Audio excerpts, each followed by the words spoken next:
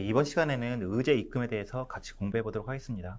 의제 입금이라는 것은요, 저번 시간에 배운 걸 다시 한번 생각해 보면요, 입금은 순자산 증가하는 수위라고 했습니다. 그런데 여기 예외가 있죠. 예외 원이 자본의 납입. 이 자본의 납입은 회계 처리를 해보면 현금 100억, 자본금 100억.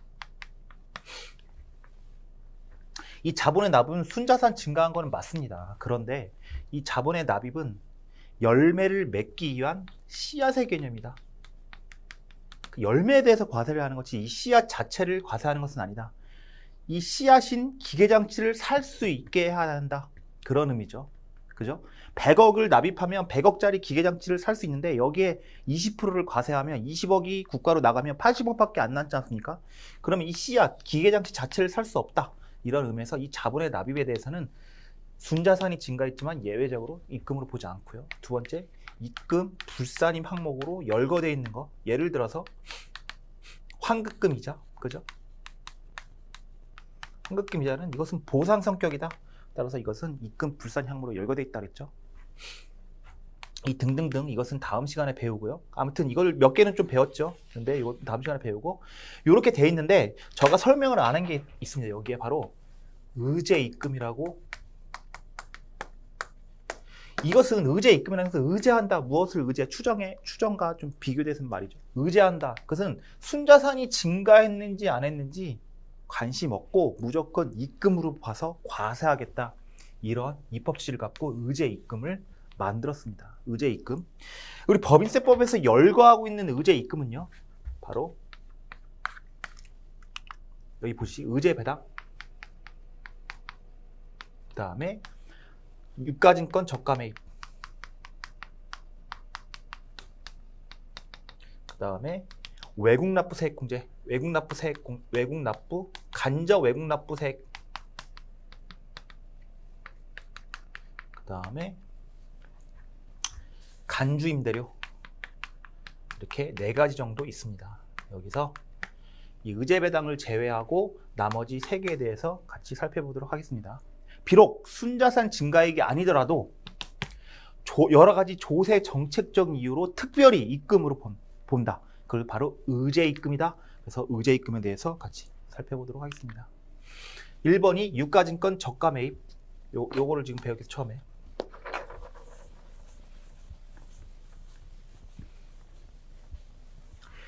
유가증권 저가 매입에 따르는 이익, 이것을 의제 입금이라고 하는데요. 이 의제 입금은요, 이러한 3가지 요건을 만족해야 되는데요. 특수관계인 개인으로부터 2번 유가증권을 3번 저가 매입했을 때 시가와 대가의 차이만큼 입금으로 보겠다. 이게 바로 의제 입금입니다. 결론적인 얘기지만요, 언제나 항상 특수관계인 개인으로부터 유가증권을 다 엔드로 만족해야 됩니다. 따라서 특수관계인 법인으로부터 유가증권을 저가 매입해 의제 입금 아닙니다. 특수관계인 개인으로부터 기계장치를 유가증권이 아니기 때문에 의제 입금 아닙니다.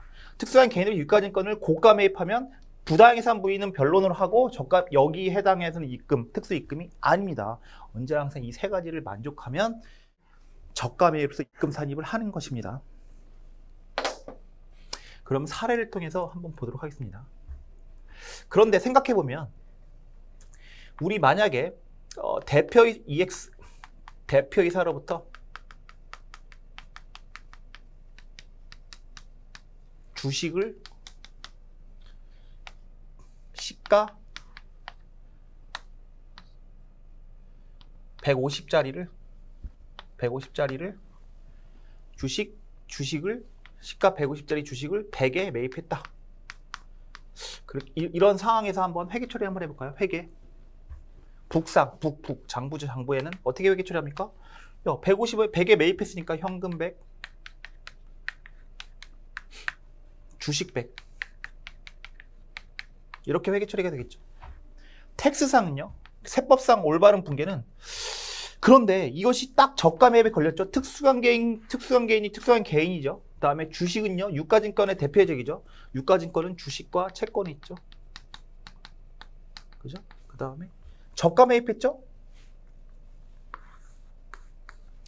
150짜리를 100에 매입했으니까 저가 매입 딱 여기 걸렸죠. 그럼 특수입금, 의제입금 얼마 차이? 시가가 150이고 대가가 100이니까 50만큼 입금으로 보는 거죠. 따라서 텍스상 올바른 분계는 이렇게 될 겁니다. 현금 100원 주고 샀는데 주식이 150원이 됩니다. 여기에 의제입금으로 특수입금, 의제입금으로 특수항의 유가증권 저가 매입했으니까 50만큼 이렇게 입금으로 봐서 50만큼 이렇게 걸게 됩니다. 그러죠? 그리고 세무조정 들어가겠죠? 회계상은 장부상은 입금 안 잡았죠? 근데 이거는 의제입금이죠. 따라서 세무조정은 입금 산입, 의제입금 50하고 유보로 처분하게 됩니다. 100만큼. 그런데 이것이 X19년 사건이고요. X20년에 이것을 200에 팔았다. 200에 시가가 200에 팔았다. 이 가정을 하면 어떻게 되냐면 북상은요. 현금 200 현금 200에 팔았으니까 그 다음에 주식은 100이죠. 100 처분이익. 그래서 100을 과세하게 됩니다. 그 다음에 텍스상은요.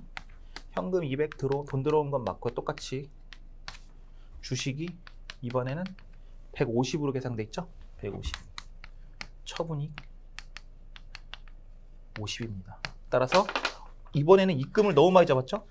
입금 불산입 처분이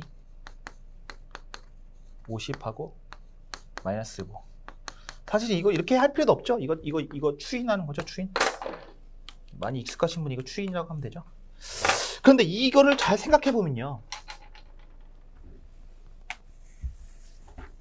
어차피 회계상도요. 2년 동안 가득된 소득은 100입니다. 100 그죠? 100 여기는 빵이고 여기 100.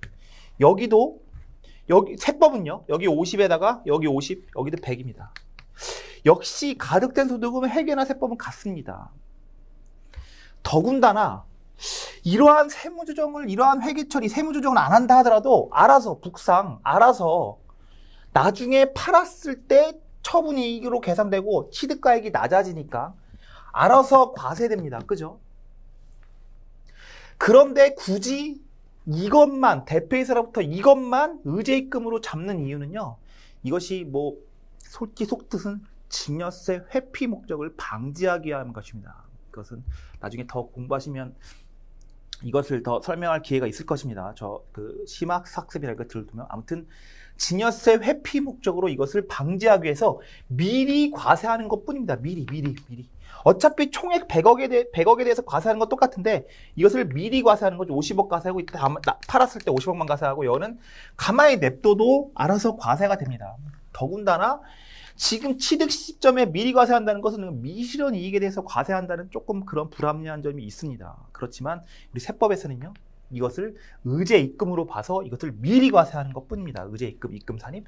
그래서 대표이사로부터 주식을 특수한 개인 유가증권을 저가 매입했을 때만 입금으로 봅니다. 따라서 특수한 개인으로부터 이것이 유가증권이 아니고 기계장치다 이러면 이러한 세무조정 없습니다. 그냥 알아서 과세 나중에 될 거 아닙니까? 냅두는 겁니다. 근데 아무튼 이것만 증여세 입법 취지는 증여세 회피 목적을 증여세 회피를 방지하기 위해서 요거 엔드로 만족했을 때만 입금으로 봐서 과세를 하게 됩니다. 의제입금.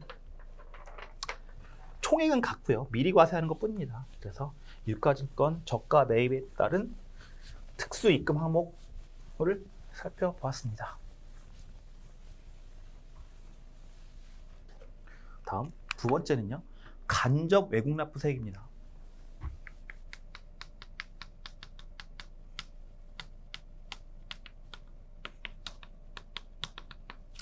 이 간접 외국납부세 입법 취지는요, 조세의 중립성을 확보하기 위해서 만든 것인데요. 그게 무슨 얘기냐? 조세의 중립성이라는 것은요, 조세는 경제 현상에 왜곡을, 조세가 들어가면서 왜곡을 가져와서는 안 된다는 것이 바로 조세의 중립성입니다. 그것을 확보하기 위해서 만든 것이 바로 간접 외국납부세액인데요. 한번 예를 한번 들어볼까요? 이건 무슨 얘기냐면 이런 겁니다. 우리가 외국으로 진출, 해외에 진출할 수 있는 방법은 다음과 같이 두 가지 방법이 있죠. 바로 지점으로 진출하거나 또는 자회사 형태로 진출할 수 있는 방법이 있습니다. 이 지점 형태로 진출한다는 거 뭡니까? 그렇죠. 미국으로 나갈 때 내가 토지 건물을 다 사서 나가는 겁니다. 내가 스스로 사서. 그러니까 지점으로 나간다 그러면 우리 장부에 뭐가 돼 있어요? 여기가 우리 국내 장부면 내 겁니다. 외국에서 토지를 내 명의로 사고 내가 그 건물도 내 명의로 사고 기회장제 내 명의에 따라서 우리 장부에는요. 토지, 외국 토지 이렇게 외국 기계장치 이렇게 쓸까? 이걸 다 우리 장부에 작성하는 겁니다. 손익계산서, 외국에서 번 소득도 다 우리의 매출액으로 잡는 거고요. 이거요. 이렇게 잡는 거. 지점으로 하는 거 내 겁니다. 외국에 나간 거. 근데 자회사 형태로 나가는 거 뭡니까? 자회사 형태라는 건요. 외국에 어떠한 사업장이 있고요. 외국에 어떤 법인이 있고요. 그 법인의 주식을 사는 겁니다. 주식을. 그죠? 그러니까 BS에는 어떻게 잡히겠습니까? 주식을 사면 해외 주식으로 잡히겠죠. 해외 주식. 이렇게. 그죠? 주식. 이게 아닙니다. 이거는 지점은 내 토지고, 그 다음에 손익계산서는 어떻게 잡히겠어요? 매출액, 내가 그 외국에서 벌어든 수익을 내 매출액 잡는 게 아니고 배당을 받겠죠. 외국 법인 자회사 형태로 배당. 그럼 배당금 수익으로 아마 회계 처리가 될 겁니다. 이렇게. 이거 지점으로 가냐 자회사 형태로 가냐. 이거 차이고요. 다 아시는 거고요. 근데 한번 그 지점 형태로 나가는 거와 선택의 문제인데요. 자회사 형태로 나가서 한번 세금 문제를 한번 볼까요? 지점 형태로 한번 나가보겠습니다. 이게 해외, 이게 국내. 그러면 이 수입이에요. 그래서 그 해외에서 수입을 2천을 가득했다. 비용이 1,000이다. 그러면 이익이 얼마입니까? 이익이 1,000인데 여기에 해외 이 외국 그 나라의 법인세율이 8%다. 그러면 80원에 지금 세금을 냅니다. 그죠? 이렇게 내죠. 80원에 세금을 내고 텍스.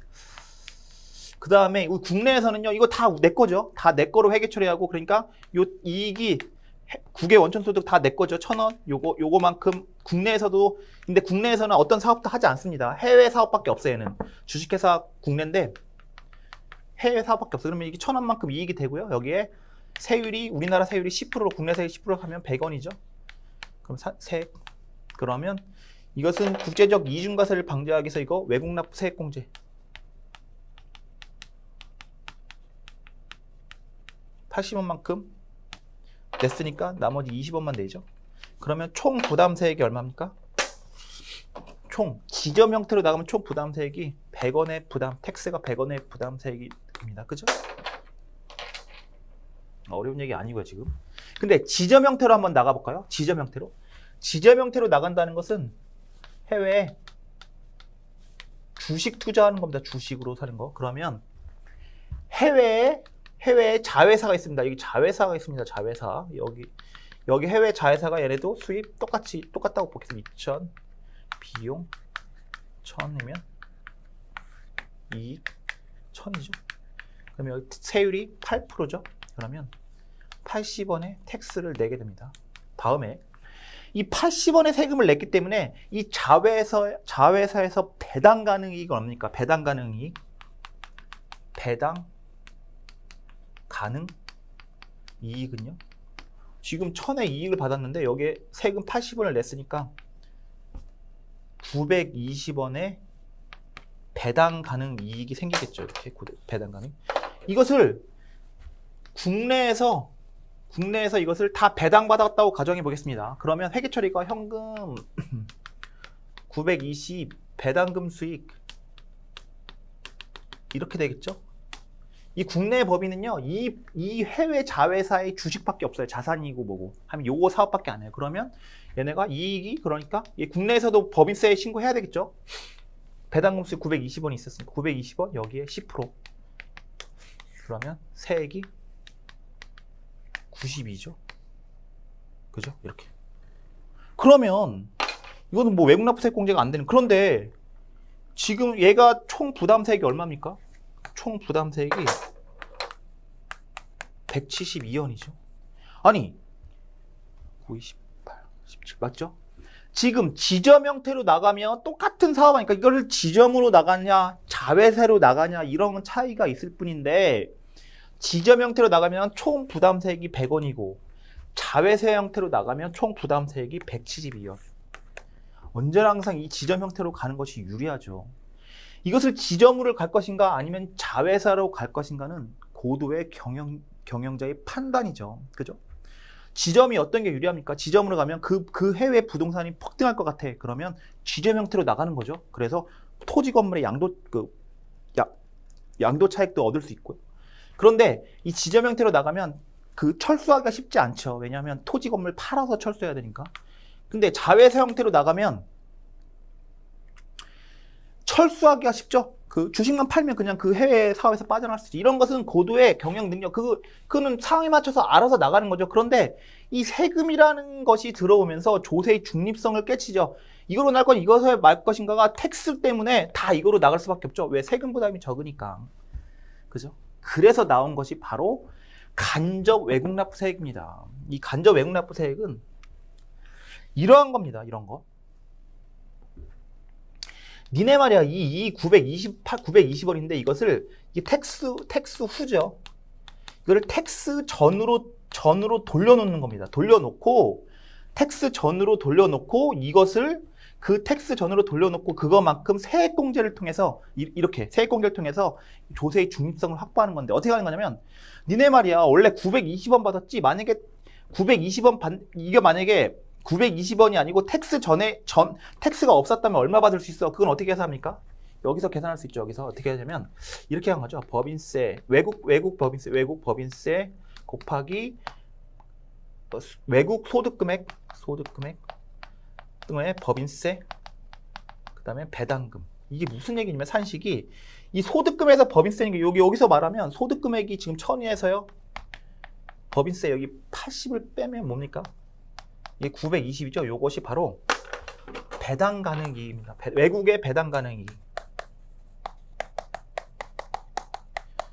니네 말이야. 배당 가능 이익에 해당되는 법인세가 얼마입니까? 법인세가 80이죠. 이 80.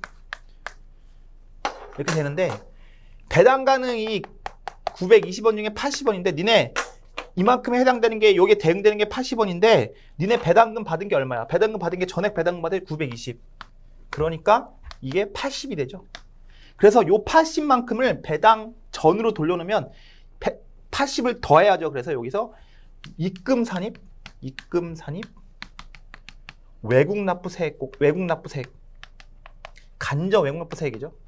80을 더해서 기타로 해놓고, 그죠? 요거만큼 해놓고 여기다가 80을 더해서 해놓고 그럼 배당 전으로 돌아가고 그 80만큼을 여기서 어떻게 합니까? 외국납부세액공제로 공제하는 거. 그걸 바로 간접 외국납부세액입니다. 그럼 효과를 한번 볼까요? 어떻게 되죠? 여기서 보면 920에다가 입금 산입 80하죠. 요렇게. 그러면 총 입금 게 1000이 되죠. 여기다가 세율을 10%를 곱하면 100이 되죠. 산출세액 텍스가. 그 다음에 요 80만큼을 외국납부세액공제. 80을 빼면 20이죠. 그러면 총 부담세액이 20, 80, 100이죠. 여기랑 똑같이 됩니다. 그래서 이거를 맞추는 겁니다. 균형. 그것을 바로 간접 외국납부세액이라고 합니다. 이 간접 외국납부세액은요, 이렇게 조세의 중립성을 확보하기 위해서, 그래서 요 산식은, 그러니까 여기입니까? 외국 법인세 중 수입 배당금에 대응하는 세액 상당액을 안분계선 입금 산입 후 이를 외국납부세로 세액공제하는 거. 마치 그로스업과 소득세법의 그로스업 있죠? 배당 소득 그로스업 거의 똑같습니다. 그래서 이거를 간접 외국납부세액입니다.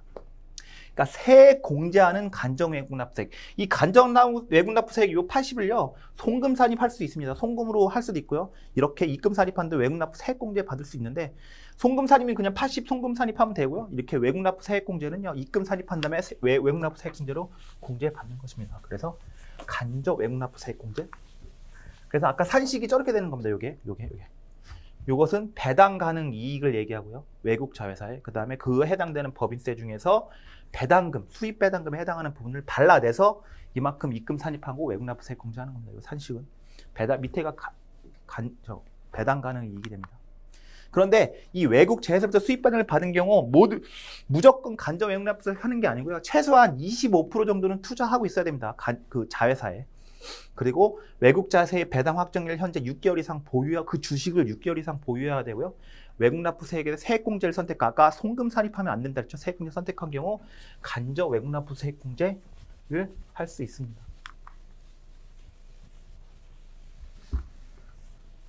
다음 이 간주 임대료에 대해서는 좀 쉬었다가 다음 시간에 하도록 하겠습니다.